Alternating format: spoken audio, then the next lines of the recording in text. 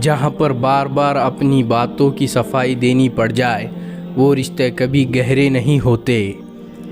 کتنے عظیم ہوتے ہیں وہ لوگ جو دوسروں کو دکھ اپنے دل میں سما لیتے ہیں لیکن اپنے غم صرف اپنے رب کو ہی بتاتے ہیں۔ اگر تو چاہتا ہے کہ اللہ تجھے بخش دے تو اللہ کی مخلوق کے ساتھ نیکی کر۔ اے ایمان والے، جب جمعے کے دن نماز کے لیے اذان دی جائے تو ذکر الہی کی طرف لپکے اور خرید و فروخت چھوڑ دو، تمہارے لیے یہی بات بہتر ہے اگر تم علم رکھتے ہو۔ اگر ہارا ہوا انسان ہارنے کے بعد بھی مسکرا دے تو جیتنے والا اپنی جیت کی خوشی کھو دیتا ہے۔ جو عورت کی قدر نہیں کرتا میرے خیال میں وہ سب سے بڑا بیوقوف ہے۔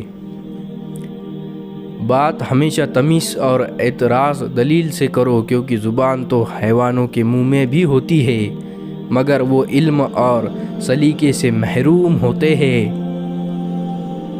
الفاظ کو نکھارو، آواز کو نہیں، کیونکہ پھول بارشوں میں کھلتے ہیں نہ کہ طوفانوں میں۔